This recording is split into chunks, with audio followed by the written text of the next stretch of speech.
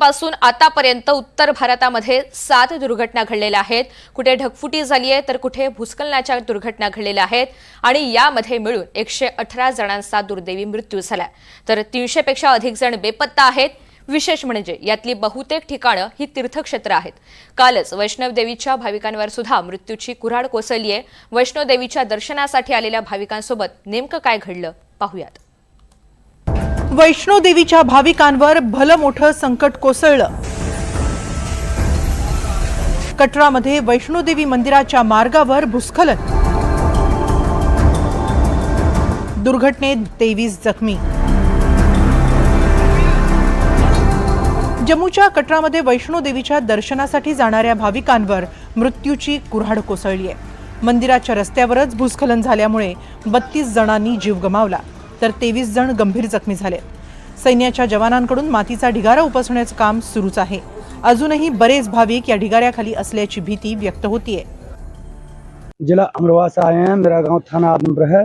माता वैष्णो देवी के दर्शन के लिए आए थे, मियाँ बीवी और मेरा साथ लड़का है। अब यहाँ पे आए थे, कल 10 बजे का आए हो पड़े हैं, रूम ले रखा उसमें है। अब यहाँ पे रास्ता बंद कर दिया गया है, पहाड़ी खिस गई थी। हम लोग कहाँ पे जाएं? हम हरिद्वार से आए, 24 से 25 लोगों का ग्रुप है हमारा जो माता रानी के दर्शन करने आए थे।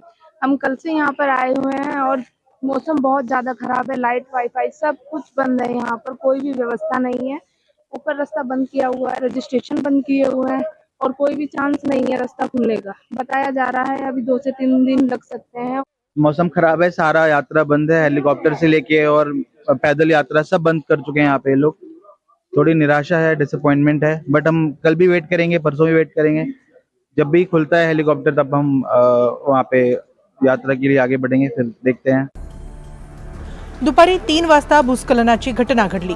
कटरापासून वैष्णोदेवी मंदिरापर्यंत 12 किलोमीटरचा मार्ग आहे। याच मार्गावर अर्धकुंवारी या ठिकाणी असलेल्या इंद्रप्रस्थ भोजनालयाजवळ भूस्खलन झालं।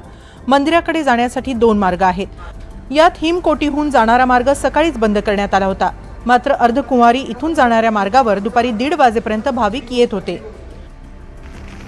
जम्मूत गेल्या 3 दिवसांपासून मुसळधार पाऊस सुरू आहे।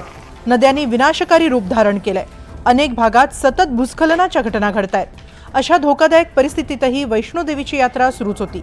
विशेष म्हणजे 2 दिवसांपूर्वीच वैष्णोदेवी यात्रेचा धोका वाढल्याचे संकेत देणारा एक व्हिडिओ समोर आला होता।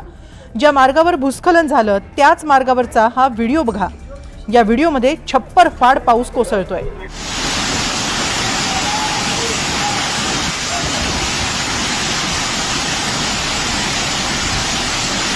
प्रशासनाने यात्रेकरूंच्या सोयीसाठी या रस्त्यावर छत घातलं होतं, मात्र डोंगरावरून कोसळणाऱ्या पाण्याच्या प्रवाहानं हे छत फाटलं आणि भाविक जीव मुठीत घेऊन प्रवाहाच्या पलीकडे पळतायत।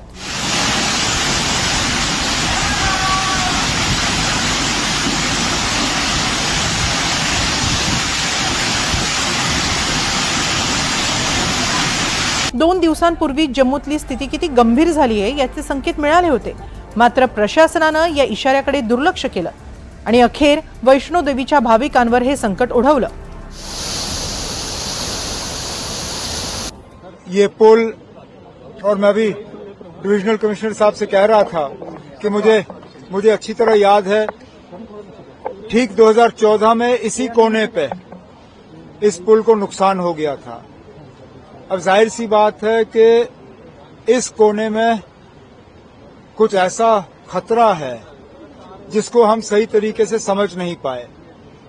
अब कुछ टीम एक्सपर्ट्स लाके ये देखना होगा कि 2014 और आज 2025 में यहाँ पे इतना नुकसान क्यों हुआ, आगे ना हो उसके लिए हमें इंतजाम करना होगा।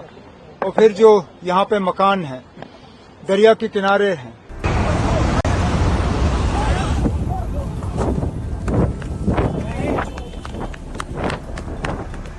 12 दिवसांपूर्वी जम्मूतील किश्तवाडमध्ये मचेल माता मंदिराजवळ भूस्खलन झालं होतं। चशोती गावात हजारोंच्या संख्येने भाविक आले होते। कुणी कुटुंबासोबत तंबू ठोकून थांबलं होतं, कुणी लंगरमध्ये प्रसाद घेण्यासाठी गेलं होतं। आजूबाजूच्या हॉटेल्समध्ये भाविकांची लगबग होती, तर कुणी मचेल माता मंदिरात दर्शनासाठी निघालं होतं। आनंदाचं वातावरण होतं, पण एका क्षणात सगळं संपलं। भयानक ढगफुटीमुळे सगळं होत्याचं नव्हतं झालं। जी माणसं आपल्या कुटुंबासोबत दिसत होती ती क्षणात मातीच्या ढिगाऱ्याखाली होती। चशोती गावापासून मचेल माता मंदिर साधारण 8 किलोमीटर अंतरावर आहे. भाविक इथंच वाहनांची पार्किंग करून पुढे पायी प्रवास करतात. यात्रा जिथून सुरू होते तिथेच दुपारी 12:30 वाजताच्या सुमारास ढग फुटले.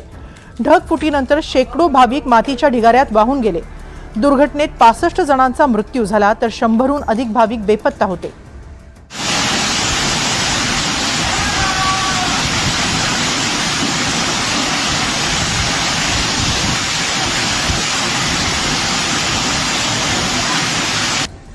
ढगफुटीनंतरची दृश्य हृदयाचा थरकाप उडवणारी होती. स्थानिक लोक, जवान आणि पोलीस कर्मचारी न थांबता मदत करत होते. मातीच्या ढिगाऱ्यातून मृतदेह उपसून काढत होते. रक्तानं माखलेले मृतदेह पाठीवर लादून रुग्णवाहिकांपर्यंत पोहोचवण्यात बचाव दलाचा कस लागत होता. चशोतीमधली दुर्घटना असो किंवा वैष्णोदेवीची दुर्घटना, सतत भूस्खलन आणि ढगफुटीच्या घटना वाढतायत. अशा परिस्थितीतही भाविकांच्या जीवाशी खेळण्याचं धाडस का केलं जातंय हा प्रश्न निर्माण झालाय. Bureau report, NDTV Marathi, Jammu.